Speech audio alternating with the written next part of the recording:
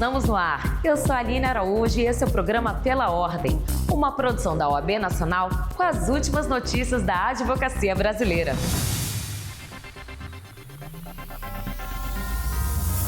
Confira os destaques da edição de hoje.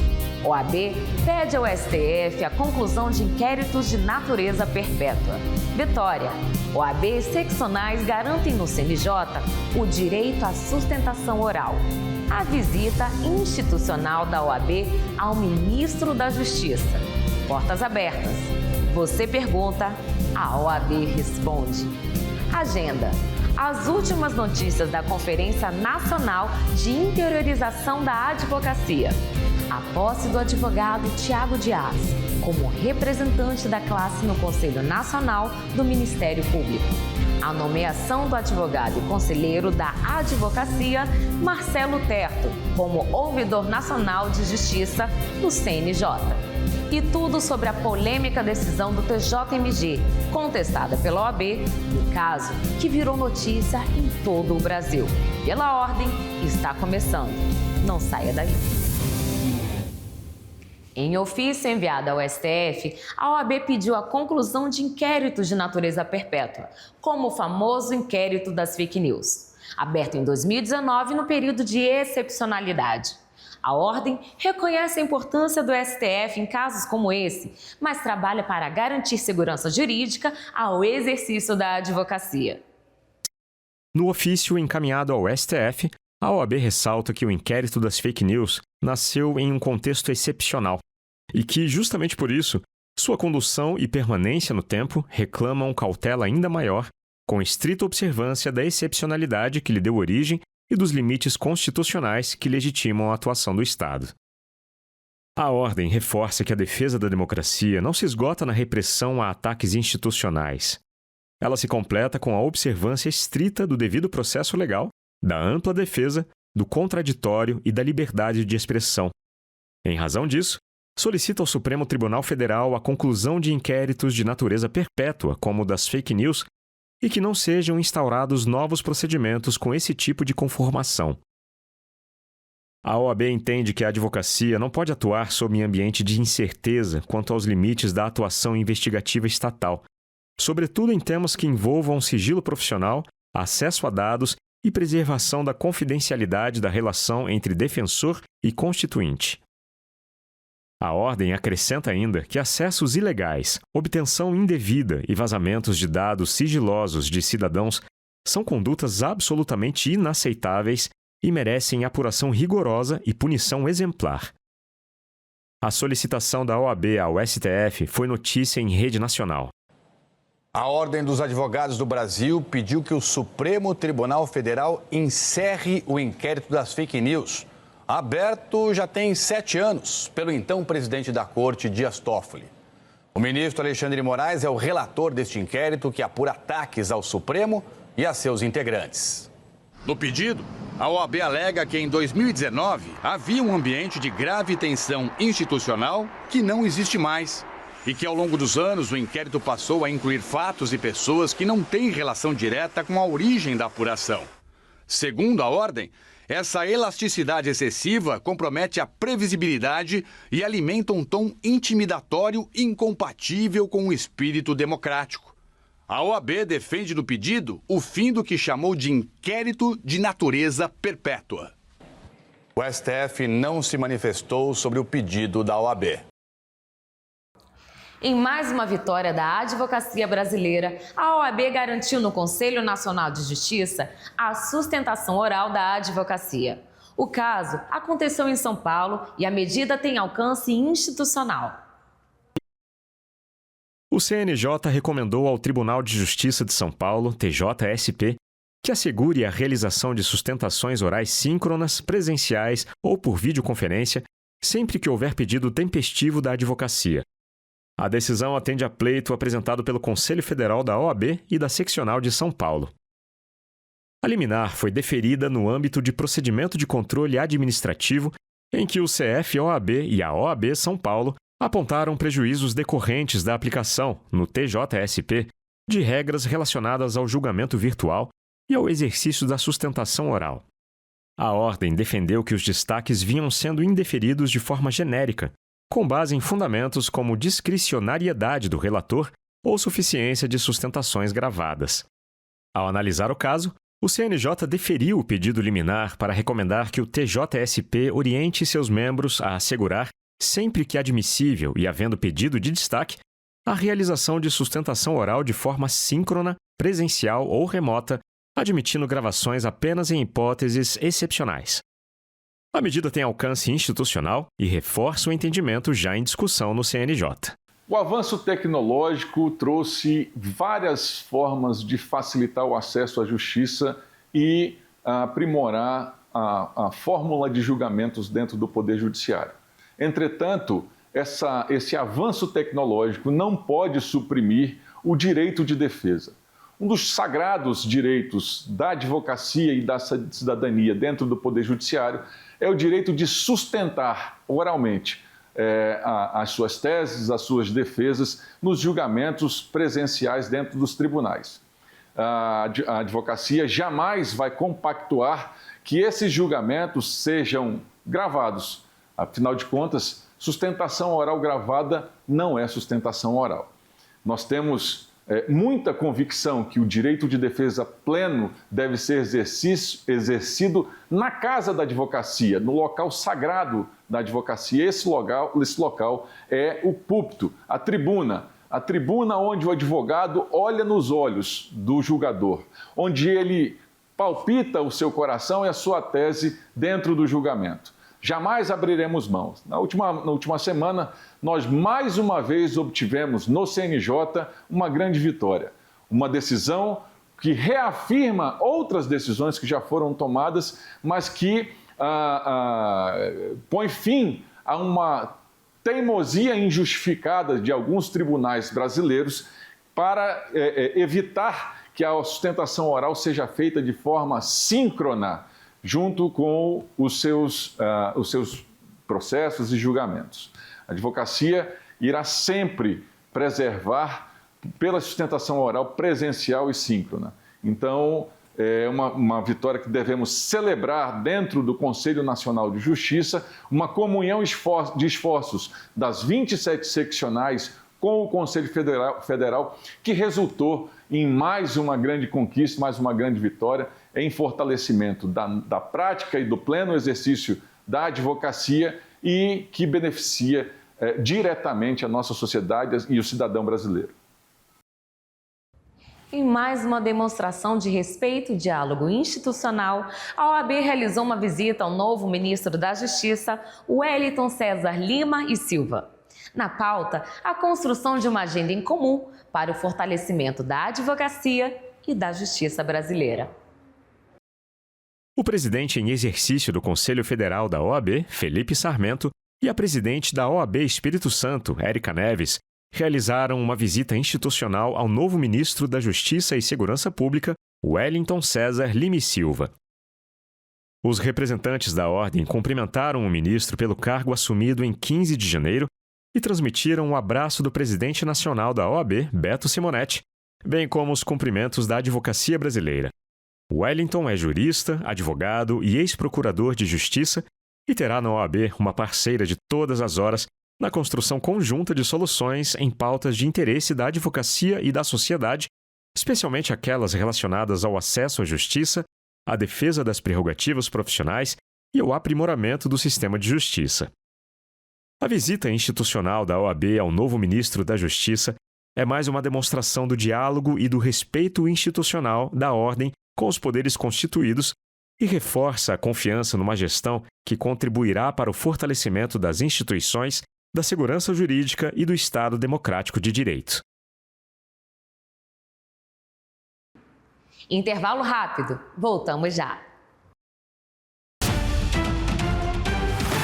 O quadro Portas Abertas é o seu canal direto com a OAB. Um espaço para tirar dúvidas sobre tudo que diz respeito à advocacia brasileira. Participe! Envie suas perguntas para o número que aparece no vídeo ou pelo nosso Instagram. As portas estão abertas.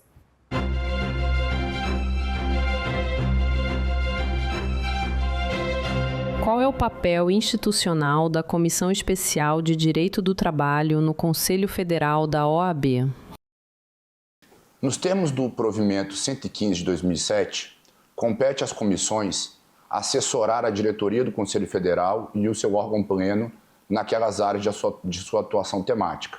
Compete ainda às comissões elaborar pareceres, estudos, discussões, debates e seminários dentro da sua área de atuação. Como fazer parte da Comissão de Direito do Trabalho do CFOAB? Bem, a OAB funciona num sistema tipo confederativo. E aí o Conselho Federal da OAB, dessa forma, para poder fazer parte das suas comissões, é necessário que a pessoa interessada seja indicada pelos presidentes das seccionais. Então, o presidente da seccional envia um ofício para o presidente do Conselho Federal da OAB, indicando o nome daquela pessoa para poder fazer parte da comissão. A comissão pode atuar de forma independente, sem consultar a diretoria do CFOAB?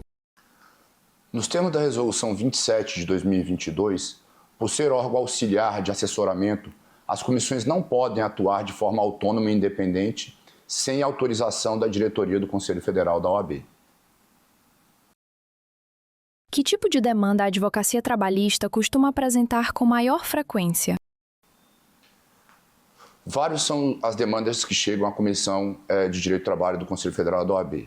Dentre elas, a emissão de pareceres sobre projetos de lei relacionados a direito do trabalho, justiça do trabalho, processo do trabalho, a análise de decisões que se queira que o Conselho Federal impugne junto ao Judiciário relacionado à justiça do trabalho, alguns problemas relacionados a prerrogativas no âmbito do Tribunal Superior do Trabalho ou quando requerido pelas seccionais no âmbito dos TRTs. Esses são os problemas mais comuns, as demandas mais comuns que chegam à Comissão de Direito do Trabalho. Como a comissão atua como interlocução com os poderes públicos, especialmente diante de mudanças legislativas ou discussões relevantes envolvendo o direito do trabalho? A comissão, desde que é autorizada pela diretoria do Conselho Federal da OAB, atua institucionalmente emitindo pareceres e estudos relativos às novas demandas que vêm surgindo, relativo aos problemas que a advocacia trabalhista vem envolvendo, e às vezes com interlocução com os tribunais superiores, com o Ministério Público do Trabalho, mas sempre desde que é autorizado pela diretoria do Conselho Federal. Como funciona a atuação da Comissão para a Defesa das Prerrogativas Profissionais dos Advogados Trabalhistas? A comissão, às vezes, é chamada para atuar em defesa das prerrogativas dos advogados trabalhistas na relação institucional com a Justiça do Trabalho ou com o Ministério Público do Trabalho. Pela sua relação, pelo seu relacionamento que possui junto aos tribunais superiores e ao Ministério Público do Trabalho, muitas vezes é solicitado pela diretoria do Conselho Federal que a comissão busque o diálogo junto às autoridades do Poder Judiciário para resolver alguns pequenos problemas em relação às prerrogativas da advocacia trabalhista. Qual é o impacto prático dos pareceres e estudos técnicos produzidos pela comissão para os profissionais que atuam na área trabalhista? Por ser uma comissão especializada no direito do trabalho, no processo do trabalho, os pareceres e estudos produzidos pela Comissão de Direito do Trabalho auxiliam o Conselho Pleno do Conselho Federal da OAB e a sua diretoria a atuar junto aos órgãos do Poder Judiciário e ao Congresso Nacional na busca de uma melhora da legislação trabalhista e numa melhora das condições da advocacia trabalhista. Como a comissão contribui para aproximar o Conselho Federal da realidade vivida pela advocacia trabalhista dos estados e nas subseções? A comissão atualmente possui mais de 40 integrantes, todos eles indicados pelos presidentes das seccionais. Então, esses integrantes que compõem a comissão trazem para o debate do dia a dia a realidade vivida nos seus estados pelos advogados trabalhistas no dia a dia do seu ofício. Na sua visão, quais são os principais desafios atuais do direito do trabalho do Brasil? Como a comissão pode contribuir para enfrentá-los? O principal desafio do direito do trabalho atualmente é a evolução tecnológica, a evolução das relações de trabalho, e a advocacia trabalhista como um todo deve se adequar a essas novas formas de trabalho. A comissão tenta contribuir por meio de estudos e pareceres e fomentando o debate para uma melhor qualificação da advocacia trabalhista diante dessa nova realidade. A comissão pode ter grupo do WhatsApp próprio, perfil de redes sociais, emitir nota e expedir ofícios sem autorização do CF-OAB? Nos termos do artigo 13 da Resolução 27 de 2022, é expressamente proibido às comissões ter grupo próprio de WhatsApp que não seja o grupo oficial do Conselho Federal da OAB, é proibido que tenha perfis em redes sociais e somente pode expedir ofícios ou notas devidamente autorizadas pela diretoria do Conselho Federal da OAB.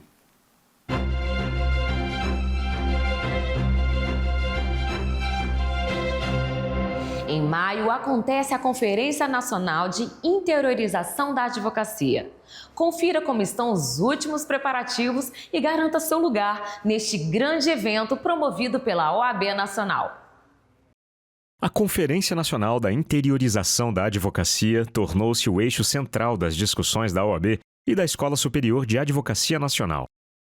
Em recente reunião, foram alinhadas as ações que serão lançadas durante o evento, voltadas ao fortalecimento da advocacia que atua fora dos grandes centros. O encontro integrou a agenda preparatória do Congresso e teve como foco a construção de um modelo nacional de capacitação com a criação de um grande cardápio de cursos. A proposta busca ampliar o acesso à formação continuada no interior do país, superando desafios estruturais como a ausência de estúdios e de infraestrutura para a gravação e transmissão de conteúdos, garantindo capacitação permanente à advocacia do interior. A realização da Conferência Nacional da Interiorização da Advocacia reforça o compromisso da OAB com a qualificação, a inclusão e o fortalecimento da advocacia em todas as regiões do país. As inscrições estão abertas e já podem ser feitas acessando o QR Code que aparece no vídeo. Pois é, iniciando o ano jurídico, acompanhando as primeiras sessões do Conselho Federal deste ano, junto com a nossa bancada, revendo os amigos, diretores, um ano que nos trará inúmeros desafios, um ano, sem dúvida nenhuma, que já entrou para a história. Um ano em que nós realizaremos a primeira Conferência Nacional da Interiorização. E eu tenho a alegria de dizer que essa conferência será realizada em Mato Grosso. A OAB Mato Grosso, com muita alegria, sediará a Conferência Nacional, a primeira, e este é um projeto do presidente Beto Simonetti, que sempre teve a interiorização como meta, sempre teve a interiorização como uma das prioridades, e realizaremos então em Mato Grosso, que é o interior do Brasil, estaremos com as nossas 29 subseções recebendo toda a advocacia do Brasil nos dias 7 e 8 de maio. E sem dúvida nenhuma é um evento de grande importância. Reuniremos a advocacia brasileira para tratar de temas como acesso ao judiciário. Mato Grosso, que é um estado enorme, nós temos subseções a mais de 1.200 quilômetros da capital, cujo acesso ainda precisa ser feito através de estrada de chão. E nós queremos conversar com esses advogados que vivem realidades diversas, mas que buscam o mesmo que toda advocacia, a melhor entrega da prestação jurisdicional, uma advocacia forte, uma advocacia representativa. E nesses dias 7 e 8 de maio, em Cuiabá, estaremos discutindo exatamente isso. Quero convidar toda a advocacia brasileira, venham participar conosco. Cuiabá, Mato Grosso, 7 e 8 de maio, primeira Conferência Nacional da Interiorização. Intervalo rápido, não saia daí. O advogado Tiago Dias tomou posse como representante da advocacia brasileira no Conselho Nacional do Ministério Público. A nomeação reafirma a confiança da ordem na defesa das prerrogativas e do Estado Democrático de Direito. A escolha de Tiago Dias para representar a advocacia no Conselho Nacional do Ministério Público foi a primeira realizada sob as novas regras do Conselho Pleno, que simplificam o processo de indicação e aumentam a agilidade na representação da classe. A atuação de Tiago Dias na OAB teve início em 2014, como membro da Comissão de Direito do Consumidor da OAB Maranhão. Foi conselheiro federal da OAB no biênio 2022-2024 presidente da Comissão Especial de Precatórios do Conselho Federal e, no triênio 2022-2025, exerceu a função de coordenador de comunicação do Conselho Federal. Empossado como representante da advocacia no Conselho Nacional do Ministério Público, Tiago Dias é reconhecido por sua atuação técnica, independente e alinhada à defesa do Estado Democrático de Direito e das prerrogativas da advocacia. Em sessão ordinária do Conselho Nacional de Justiça, a advocacia brasileira teve renovada sua representação e prestígio. O advogado Marcelo Terto foi reconduzido como ouvidor nacional do CNJ para o biênio 2026-2027. Marcelo Terto foi eleito para a função pelo plenário do CNJ na primeira sessão ordinária do ano e designado em ato do presidente do Conselho, ministro Edson Fachin. O conselheiro já havia desempenhado a função em 2024 e 2025 e agora assume novo mandato. A Ouvidoria Nacional é o canal de comunicação direta entre o cidadão e o CNJ, responsável por receber sugestões, reclamações, denúncias e elogios relacionados aos serviços prestados pelo Judiciário. Também promove a articulação com as demais ouvidorias judiciais, acompanha as demandas encaminhadas ao Conselho e dá publicidade aos dados estatísticos das manifestações recebidas. A nomeação de Marcelo Terto é fundamental para a Advocacia Nacional se fazer ouvir perante o CNJ, cuja missão é disciplinar e fiscalizar o Judiciário. A OAB, em nome da Advocacia Brasileira, parabeniza o conselheiro pelo excelente trabalho e pela nova eleição para a Ouvidoria Nacional de Justiça. A OAB Nacional repudiou a decisão do Tribunal de Justiça de Minas Gerais, que absolveu um homem acusado de estupro de vulnerável. O caso foi notícia nacional e causou muita revolta na sociedade e na OAB. A Justiça absolveu um homem de 35 anos, acusado de estupro de vulnerável por se relacionar com uma menina de 12 anos. Eles vivem em Indianópolis, no Triângulo Mineiro. A notícia foi destaque em todo o país e causou revolta pela forma como o desembargador responsável pelo caso aceitou o argumento do réu, de que havia vínculo consensual entre ele, um homem de 35 anos, e a vítima, de apenas 12, ferindo a lei e o Estatuto da Criança e do Adolescente. Assim que soube da decisão, a OAB se manifestou contrária e tomou as devidas providências junto a entidades como o Conselho Nacional de Justiça. A secretária-geral do Conselho Federal, Rose Moraes, e a presidente da Comissão Nacional da Mulher Advogada, Dione Almeida, falaram sobre o caso e registraram o repúdio da OAB à decisão. A sociedade assistiu, estarrecida, nos últimos dias, a notícia de que uma das turmas do Tribunal de Justiça de Minas Gerais absolveu, por maioria, o acusado em caso de estupro de vulnerável, registrando no voto vencedor vínculo afetivo consensual e relação análoga ao matrimônio. Essa linguagem desloca o centro de proteção. Tenta normalizar o que o direito proíbe. Uma menina de 12 anos. Um homem de 35 anos. O Código Penal é objetivo. Menor de 14 anos é vulnerável. Consentimento não existe. Anuência familiar não muda a lei. Menina de 12 anos é criança. E criança não tem maturidade física, emocional ou jurídica para consentir. A Constituição impõe prioridade absoluta e proteção integral. O ECA reafirma o dever do Estado e da sociedade. Quando uma decisão relativiza essa proteção, não estamos diante de um debate moral. Estamos diante de um risco institucional. A Ordem dos Advogados do Brasil respeita o Poder Judiciário. Respeito, contudo, não é silêncio. Criança não é esposa. Criança é vítima. E o sistema de justiça precisa dizer isso com clareza.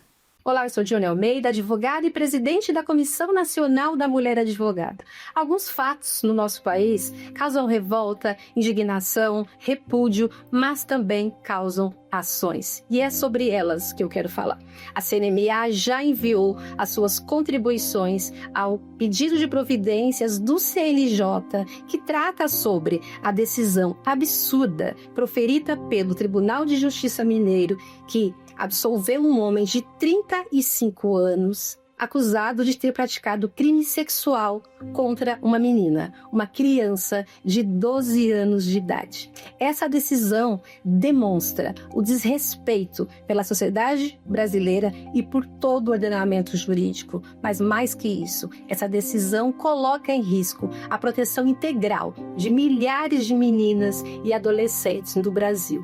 Para enfrentar toda essa complexidade, além das nossas contribuições ao pedido de providências do CNJ, nós já elaboramos uma nota técnica e estamos trabalhando na articulação com o Ministério das Mulheres no estabelecimento de um trabalho em cooperação com o Ministério Público e a Defensoria Pública, além de outras medidas oportunamente aqui anunciadas. A nossa atuação é técnica, firme e voltada à defesa intransigente dos direitos das mulheres, das meninas e adolescentes. Diante da pressão popular e das providências tomadas junto ao Conselho Nacional de Justiça e Ministério Público, o desembargador Magid Lawar, que havia absolvido o réu, acolheu os embargos e voltou atrás, mantendo a condenação da primeira instância. O homem de 35 anos e a mãe da menina que havia sido condenada por omissão foram localizados e presos em Minas Gerais. A OAB Nacional e todas suas seccionais seguirão vigilantes e atuantes. O programa dessa semana vai ficando por aqui. Pela Ordem é uma produção da OAB Nacional com as principais notícias da advocacia brasileira. Semana que vem temos um novo encontro. Até lá!